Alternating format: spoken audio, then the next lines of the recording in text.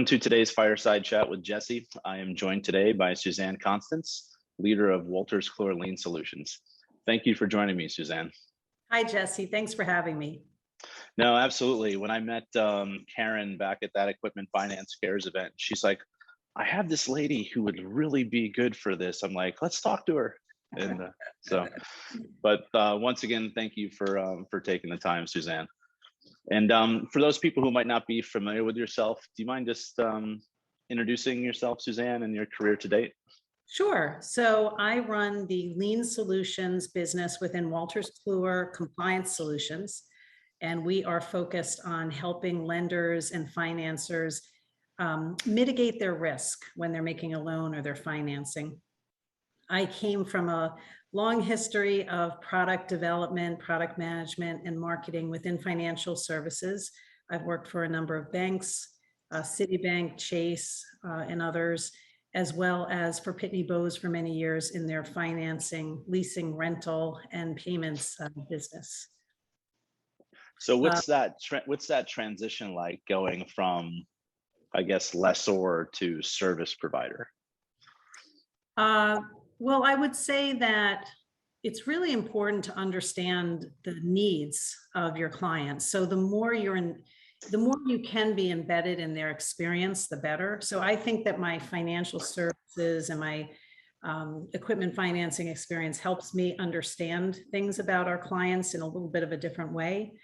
For example, I know that often equipment financers are in a certain area within an organization. They usually are they're more financially expert than the rest of the organization. They have to bring them along, sometimes make business cases around their investments. They may just have a different perspective. And so we help our customers better rationalize what they're doing, better educate others on what they're doing as part of our go-to-market process. No, and that's fantastic. And the reason I asked that question is I've been in the industry for almost 17 years, but I've always been on the service provider side. So everyone's like, oh yeah, leasing business. I'm like, well, yeah, I understand the processes. However, I've never actually worked for a leasing company. So you have a peek behind the scenes, everything. I have some peeps behind the scenes. I'll say that there were people with different expertise in my groups. And I think there's so much, equipment financing itself is very diverse.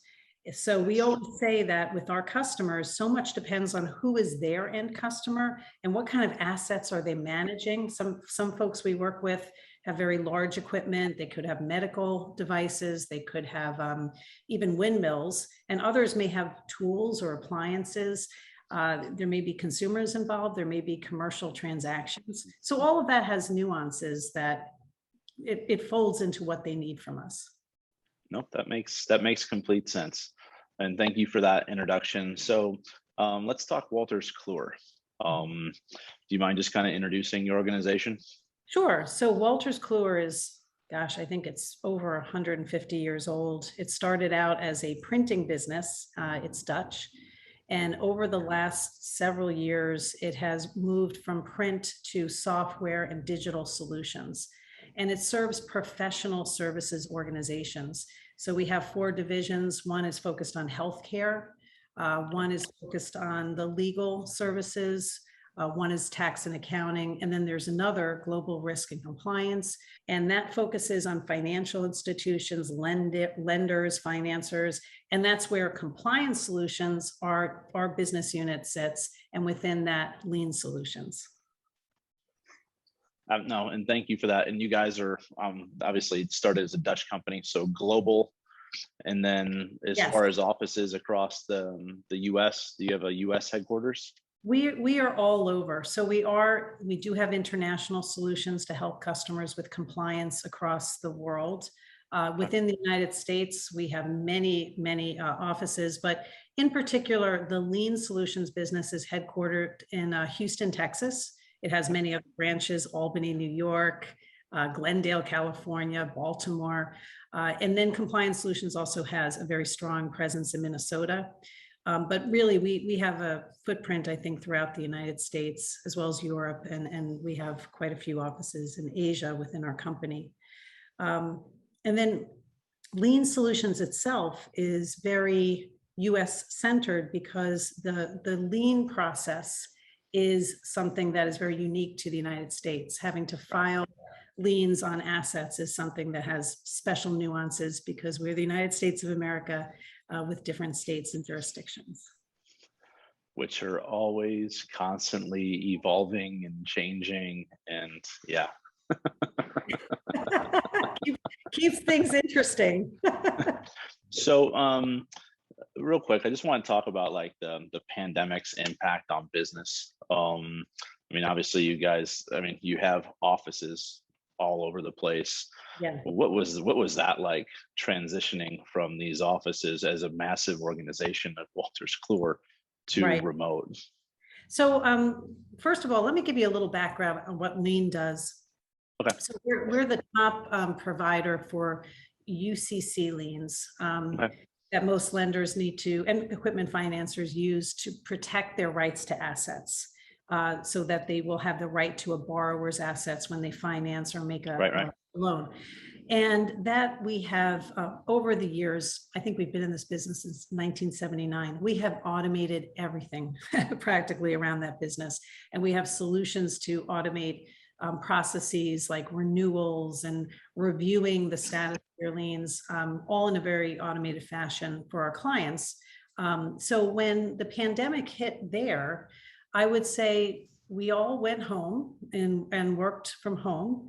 And there really wasn't an impact because we had built so many integrations and we had so much automation that there was very little. It was more about answering customers' questions, about jurisdictions, what was happening with them, but our processes really held up.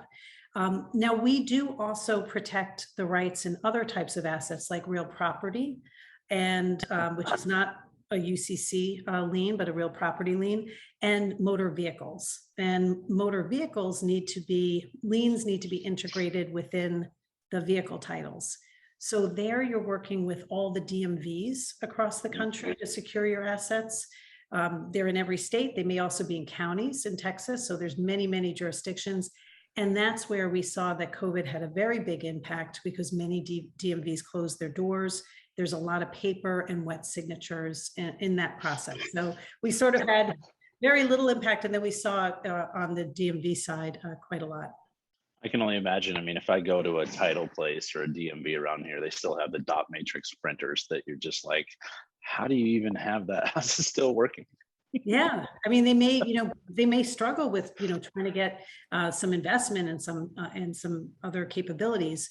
But we saw that was where customers truly needed us and, to help in a very different way. So we were spending a good amount of time just keeping them up to date on what was going on with the departments of motor vehicle. We also held all of their work because we couldn't provide work back to our customers because they weren't in the office. We did multiple things that were very customized, very unique, just to protect them and to protect their situation and their rights and assets as much as possible during the situation. No, that's great. And then as far as the switch from an office to to home, not being in the same room with some people, like, how did you manage that with your team? Well, it's funny because I'm putting together our town hall. We're going to have that tomorrow. And I just listed all of the accomplishments and a giant thank you to my team. I think we have a very strong culture. And as a result, we pulled together, we did things together virtually, even to have fun. We brought in new employees during this time period and onboarded them, made sure that we connected with them, at least on screen. We did have some people like in our vehicle lien business that were in the office and we kept them very safe. And we even added real estate to make sure that they had plenty of space. But I think that we were able to come through it together and be very successful because we have such a strong culture together. And we are very much a team and a bit like a family as well. So we were able to release all of our software releases on time. We just looked at our stats from a client perception and it was highest it's ever been. And our business did very well, but it was, it is different and it can be challenging. So some of the things that we've done as well is invest in coaching and motivational resources to help our team, because it can be isolating working from home. They both like it, the freedom and flexibility, but it also can be isolating. Yeah, no, I mean, it takes a mental toll on people. I mean, we're not meant to be isolated. I mean, some people enjoy it, but that is awesome that you guys are taking that, making that additional investment in your, number one asset, and that's your employees. So that's great. Absolutely. It's great to Absolutely. hear. That's great to hear. So, I mean, you just mentioned that all of your software stuff was on, you hit all your schedules.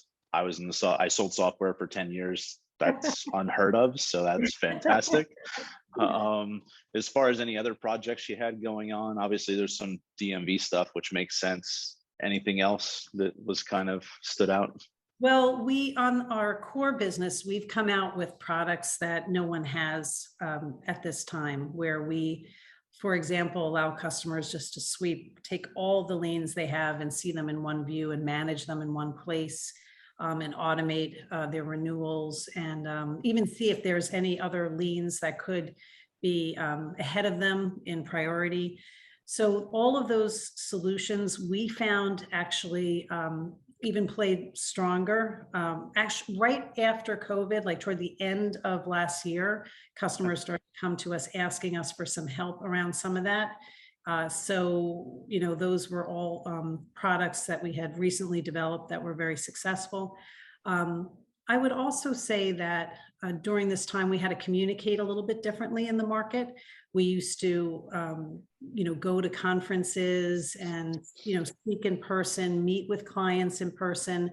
And we started to do digital conferences. We started to do more, virtual conversations.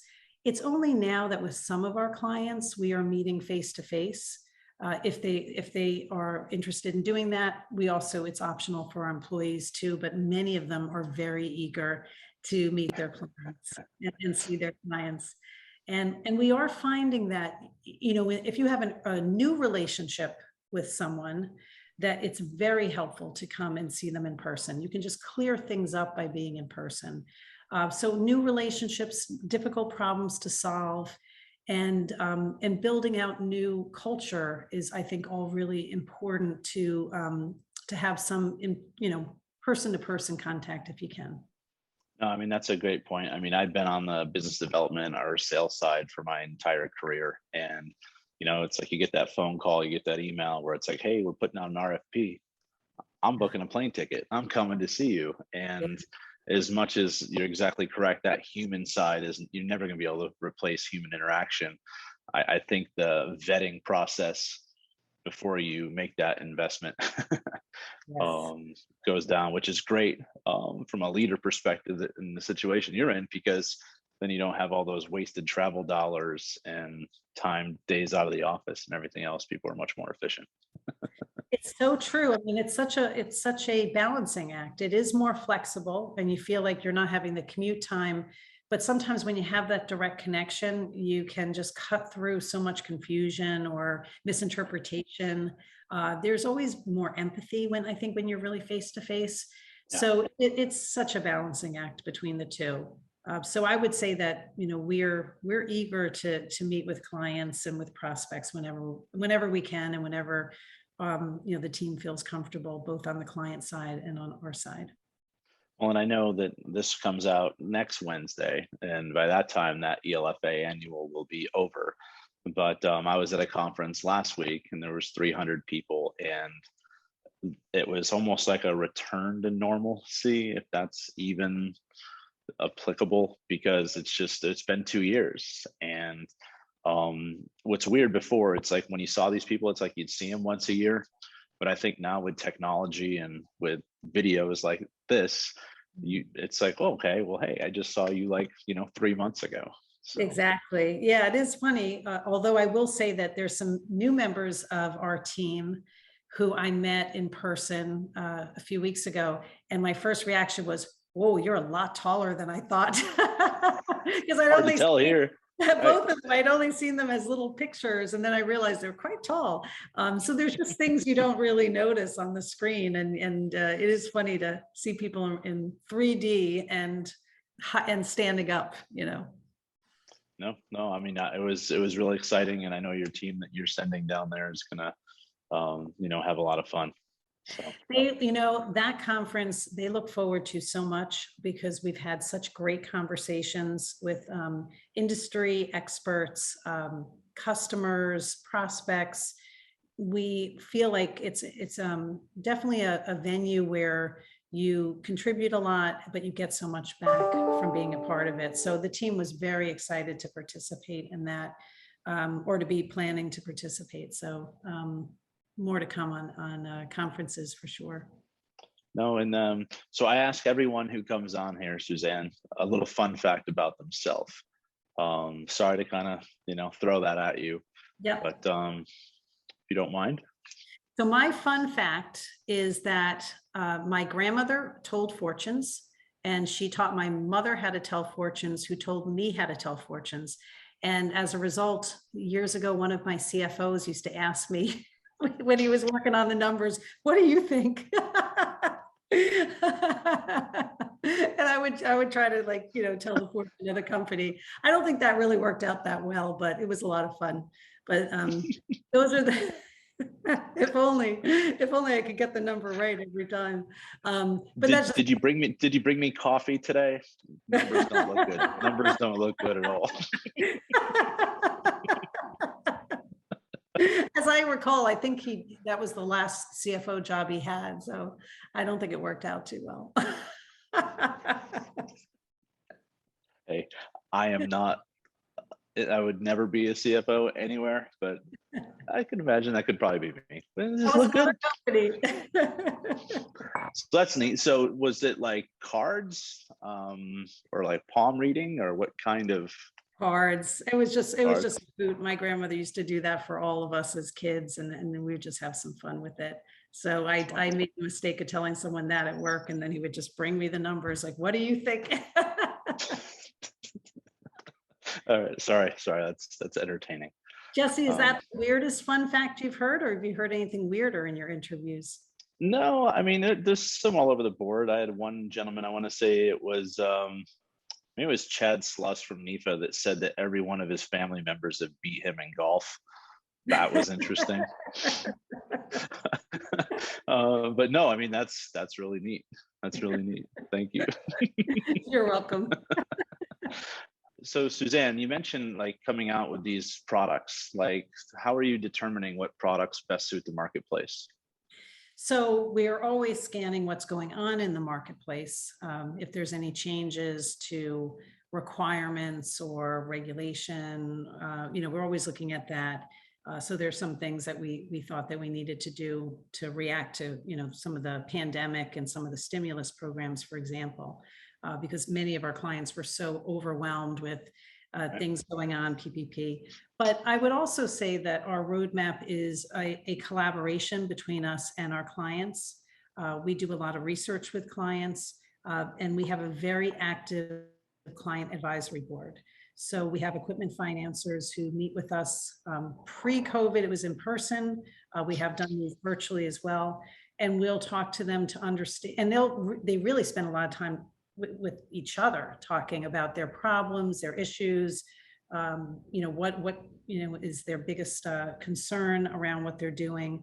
And we will brainstorm, try to really delve in there.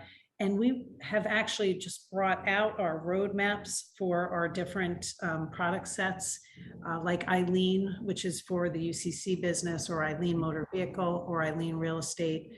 And we will lay out our roadmap, and we'll design it with them. And we'll have them vote and prioritize. And that's been very helpful. And that's where many of our innovations have come out of, around the complete end-to-end automation of all things UCC, some of the real estate, automation and integrations we have, as well as many vehicle lean improvements and enhancements on their current processes. So it truly comes out of a collaboration with the clients and truly understanding what they're facing and what would work for them and what wouldn't. Would have thought, ask the customer what they want. Yeah, or sometimes you don't sometimes you don't really know what you want. You just know what you don't want or what's not working. And then together you can figure out, well, what would work in that situation. And I think that one of the biggest, challenges you have when you're developing new products is you have an idea and then you go into a cubicle somewhere and you spend months working on that idea, maybe, between a product manager and a technology person, and then you Right. come out and it doesn't work for the client. So you truly have to constantly be, what we try to do is we will even create subcommittees when people are very passionate about a solution, and we'll be regularly testing it with them and their teams, getting their feedback and iterating as we come out with the solution. It's really the only way to make it work for the client. No, and I agree 100%. That old adage of waterfall methodology compared to the agile that you're discussing right now. I mean, it's like, let's take it, the iterative approach. Let's make sure it works along the way, as opposed to put all this sweat equity in something and it just does not work for the end consumer. Absolutely. And I also think it's not even just how it works, but sometimes we have to help the customer with how do they sell it internally, or how do they get the right decision makers to let them do something different. So that has been very valuable too, to talk to them about how decisions are made, and how we can help them, and what kind of information they need. Sometimes even just business cases and ROIs, so that they can sell ideas.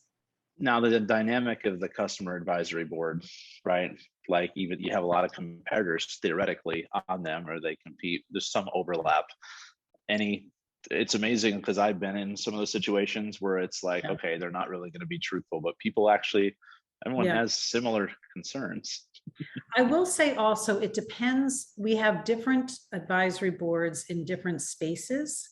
Okay. And in the operations of lending and financing, first of all, many of the equipment financiers are not direct competitors. They might be, they can be in very different Yeah. markets. But even the banks, I mean, when you go into the operations, often they're not telling any big secrets. They're really talking about what are some of the issues that anyone would experience trying to finish their loans. So there isn't anything really there that causes much issue. But I think when sometimes we do work with a number of fintechs, and Hmm. they may be smaller, and our contacts may not just be operations. They could be more generalists doing many things. And we're very sensitive to that. And we work with them to make sure that we're focused on areas that can help them, that are not anything that's a competitive challenge to talk about. You know, customer advisory board, very forward thinking, and like I said, what a concept. Have your customers help determine your roadmap to make their business better. Thank you for Yeah. that. Thank you. Well, thanks. I appreciate this venue too, because I'm sure that you get so much feedback from your listeners and learnings, and it's really nice to participate in that, because even our conversation, I kind of got some perspective from you and your experience working with other equipment financiers, and being in that space for a good period of time. And Suzanne, and kind of wrapping up here, you know, why do business with Wolters Kluwer Lean Solutions? So Lean Solutions is the market leader in everything, lending, financing, when you're trying to protect and mitigate your risk in your loan. So we help across all jurisdictions. We automate, we make things efficient. I was saying in the beginning of this conversation, things are interesting in the United States because there is so much variety depending on the assets you're trying to secure, where you're located, where your customer is located, or sometimes where the asset is, the type of asset, and multiple things now because of the pandemic and because of the stimulus programs and all the different lending, EIDL and so forth. There's just so many things to navigate. We don't really want that to be very interesting to our customers. We want it to be Right. boring, and we want them not to have to worry about it. So we can just take care of everything, and they know that they have protected their rights in their loan. Besides that, Wolters Kluwer has a very broad and deep understanding of compliance across all kinds of lending. So we have many different capabilities to keep you compliant across whatever you're trying to do. So you know that you have that back, to back you up, and you have capabilities there if you need them. And, Wolters Kluwer is a company. I would say that the culture is one of both, there is innovation and a strong focus on things like artificial intelligence and blockchain and other capabilities that are very important, but it's backed up by professionals who are very experienced in your space and very earnest about making sure they give you the right answer, the right information, and the right service. So that's why I would say for anyone who's looking for these kind of capabilities, Lean Solutions, Compliance Solutions, and Wolters Kluwer are good places, or one good place to go. No, and just by my interactions with your organization over the years, I can definitely, attest to exactly what you just said. Just great people, very genuine, the empathy, everything. It's just a great organization to work with. Thank you so much, Jesse. And thank you for doing this. This is really nice. It's very casual, and it just feels like you are able to connect with people, ask them fun questions, and also a little bit of business, a little bit of personal. And so it's just a very nice venue to talk. Thank you very much, Suzanne. I appreciate your time and look forward to hopefully our paths cross sometime in the near future.